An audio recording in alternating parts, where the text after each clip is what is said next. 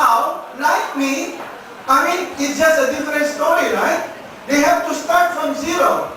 And here's what I found out. Tatlong klase ng tao pala. Filipino ka man or Singaporean. So I wrote this book, not just for Filipinos, but for all of Asia. Tatlong klase. First, those who try hard. You want to remember that? Those who try hard, those who survive, and those who thrive. One more time. Those who try hard, those who survive, and those who thrive. When I was observing, when my company was going down, I saw employees, young people I know, distribute themselves into this three part. And I came up with Tagalog terms for them. Yeah? Yung unang grupo, ang tawag ko doon, naghihikahos. Okay? Yung pangalawa, nakakaraos. Yung pangatlo, ayos na ayos. Okay? So when they see a crisis, they say, naku, patay na. Patay na, ayoko na. Okay? Like for example, one of the things I learned is, when a crisis, your wife is actually, women are the best handling crisis. It's the men who panic. Okay? But they don't show it. Okay? Okay lang tayo. Ano? Okay? But I found out, those people who try hard, this world is not yours. Those who survive, nakaraos, this is not world. And this is my message for you. You gotta learn how to try.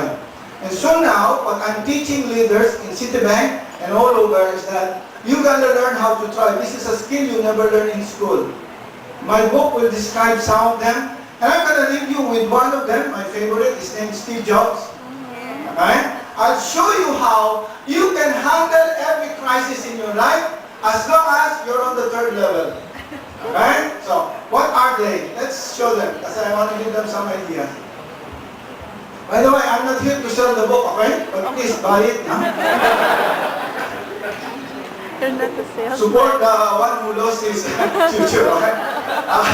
Okay. Ito yung unang lesson natin kay Steve Jobs. Steve Jobs is one of the 6 people I mentioned in the book.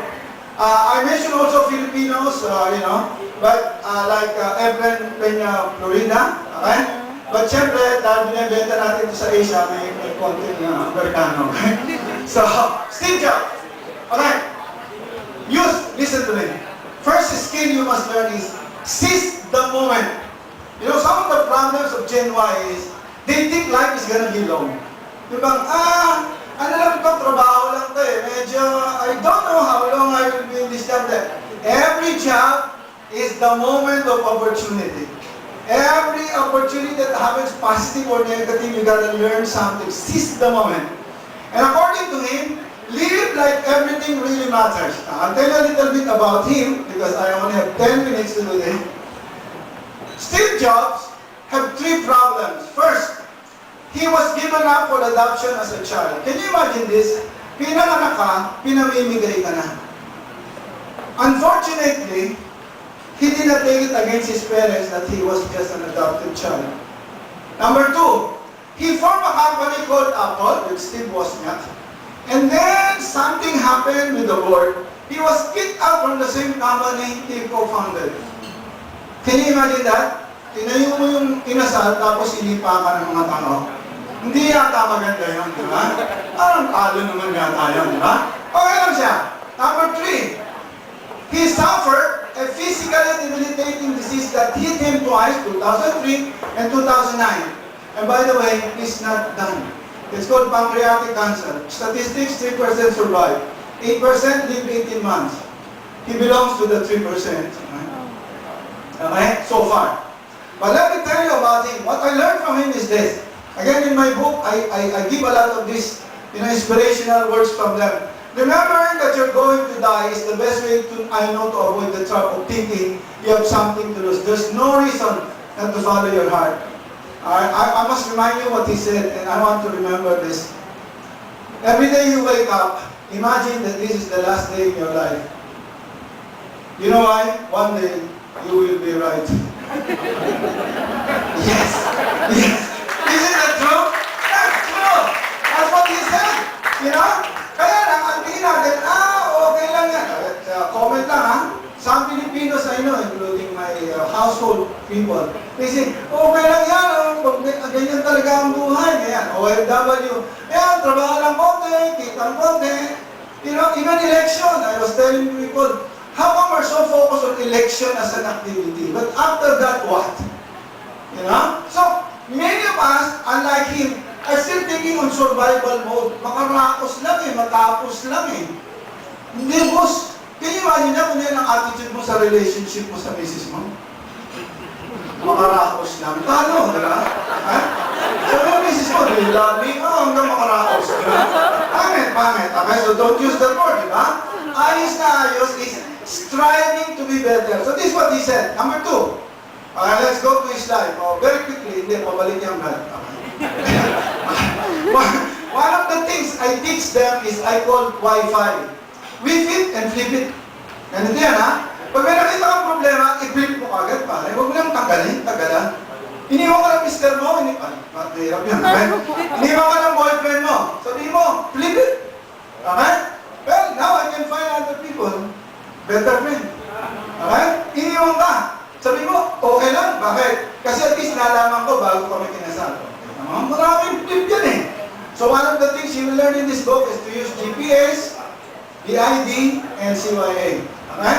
You learn how to do a great positive spin. You gotta have to look your blessing in disguise, and you have to count your assets of your blessing. You know, that is what helped me survive all the things I lost today. I realized my wife really loves me. I realized I can eat bahaw, food.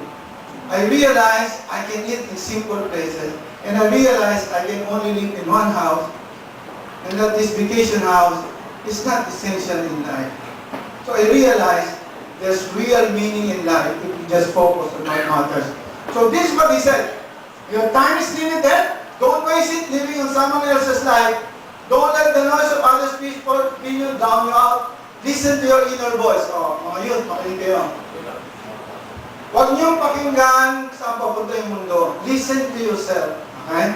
Do what's right for you. Okay? If other people are doing some things you don't want to do, you don't have to do it. You gotta follow your heart. This is what brought this guy to where he is. Whatever crisis he had, he followed his heart. And this is what he said, as long as you love what you do, you will find your true meaning. Right? So 2 lessons we can learn from him. Sige. Yun.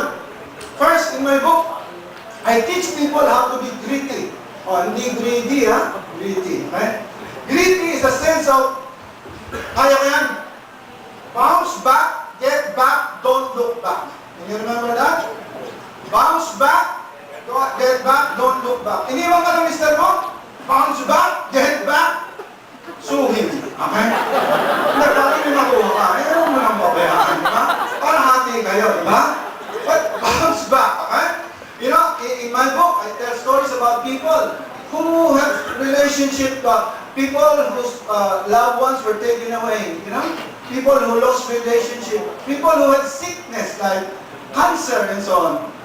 I saw how amazing some people like Lance Armstrong are able to stand up from a rabbit hole. And I know some local people, friends of mine,